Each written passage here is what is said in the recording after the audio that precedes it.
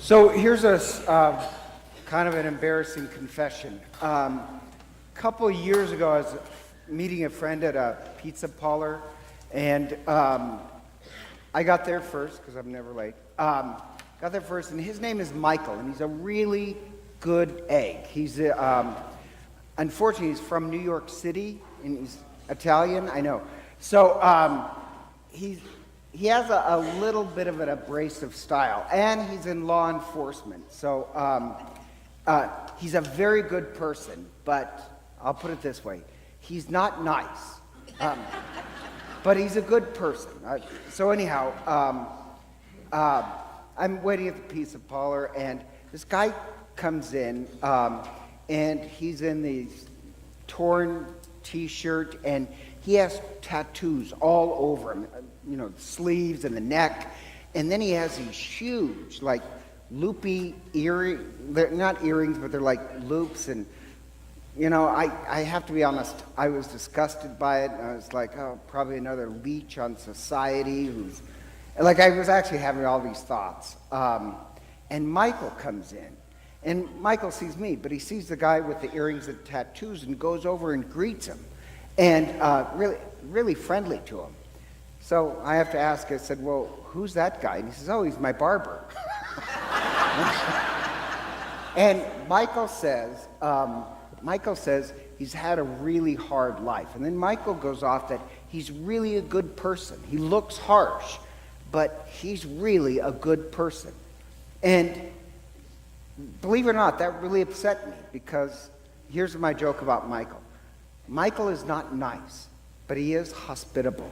He'll welcome anyone. It doesn't matter if you have earrings or tattoos. That's not his gig, but he really can welcome anyone. But he is not nice. You don't want to push Michael around, but he can welcome anyone. And the saddest part is me. I'm supposed to be a religious person, welcome the presence of Christ anywhere, and for minutes I stood there, just with these kind of awful thoughts in my head. I was nice, but I was not hospitable. And the gospel demands you to be hospitable, not nice. Nice is a very low bar.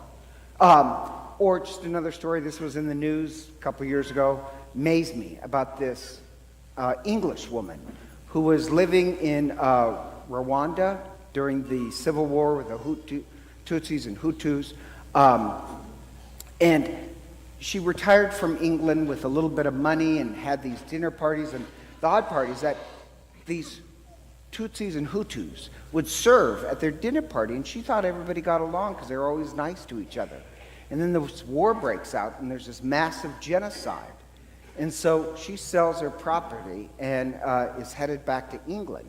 But on the way to the airport, she runs across, in this odd incident, this basically a barn full of orphan children. And she realized if she goes back to England, these kids will have nothing.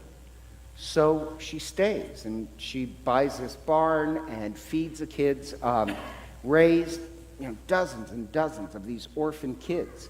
And now, when the report was going on, she's an old woman, and she's absolutely broke because she spent her entire fortune raising these kids. And now she can't go back to England. And they asked her, said, do you regret that? And she says, best decision of my life. I only have a couple years left, and I got to be a mother and care for all these children who would have died without me. That woman is hospitable. That's hospitality, to sacrifice for another person. And the reason why I just tell these two stories is hospitality in all the Gospels is a big issue. And this really angers me. Religion, especially in the United States, people think religion is supposed to make you nice. I find that disgusting. I really do. Because you know who else? You know who's really good at being nice? Sociopaths. No, seriously.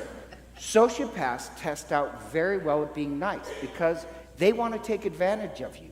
They need to schmooze you and be nice to you, but they will destroy you. They're very dangerous people. You know, in religion, and this really does disgust me, when people think religious people are supposed to be nice. That's the low bar. Usually, you know, that's not that much. What we're supposed to be is not nice, but hospitable, to be able to welcome all forms of life. That's what Christ demands in the first reading and the gospel. The first reading, once again, this crazy story about this woman. And here's the key part. She's a pagan. She's a pagan, and Elisha, the prophet, the good religious people, they do not treat him well. But this pagan woman, not even of his tribe or nationality or religion, she simply sees he's a good man and offers him dinner and then a place in her house. And that's hospitality, where you're not just nice to your own kind. You can see goodness, even in completely different forms, and welcome it. And in the Bible, there's this thing called the law of hospitality. And the law of hospitality is this.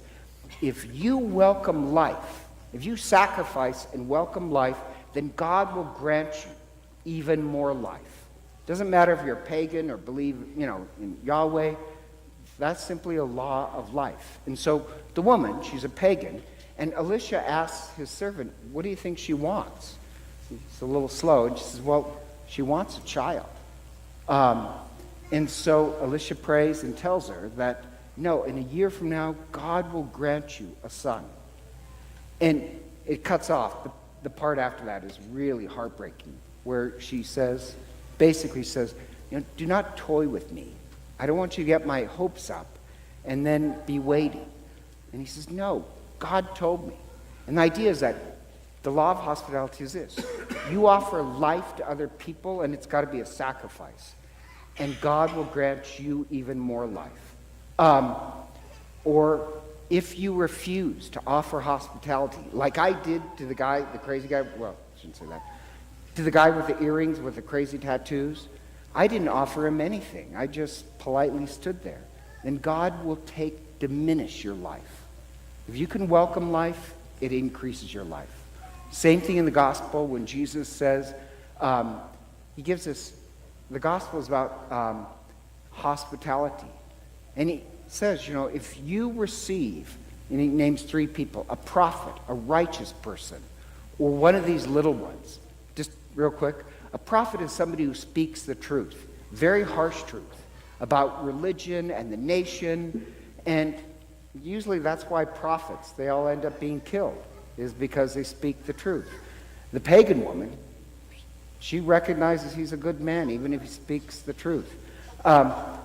If you welcome them, you will get your reward. A righteous person, doesn't really matter what religion they are, even if they have tattoos or earrings.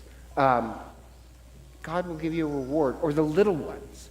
The little ones are not technically children. It's those who are pushed out by society. You even give them a cup of cold water, and God will give you a reward. And he says, the last one, the 4th one is, when they receive you, they will receive me and the one who sent me.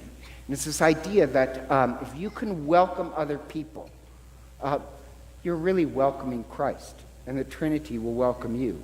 And I know in the gospel it uses the word receive. Why doesn't it use the word welcome rather than receive? Because think about this. Matthew would have been Catholic. You receive the Eucharist. In the same way you receive the precious body and blood of Christ, you're also supposed to receive the precious presence of other people in the world. And here's the odd part. With this talk of hospitality, did you notice Christ mentions the cross? That he connects hospitality with the cross. Because there is a sacrifice when you offer hospitality. You have to sacrifice your prejudices and your bigotries and your preconceived ideas. That's what I did not do to the guy with the tattoo and earrings. I'm the one who needs to embrace the cross. So I just mentioned that because being nice, there's no cross in the way of the nice. We're going to bless these crosses that will be hung in St. Ignatius. I hope the cross is a reminder for them that the way of sacrifice, of pouring your life out for other people, That is the way of Christ. I hope our children do that. And it ends with this strange talk about family, where Christ mentions a family. And I know a lot of people think, well, religion always promotes a family. Kind of. I mean, I'm certainly not against family, unless you met mine, but joking. But really, Christ, he's not promoting your individual family. What he promotes is the family of God. And that if you can receive this person, if you can sacrifice to your pettiness and receive somebody else, what you're really welcoming is a new brother and sister. What Christ wants is really the whole family of God. And he wants us to sacrifice and die to our prejudice so that we can look at each other as brothers and sisters. That's the reward of hospitality. And speaking of, we're going to welcome John Smith into the Catholic Church. So please stand. And the first thing we do is renew our baptismal promises.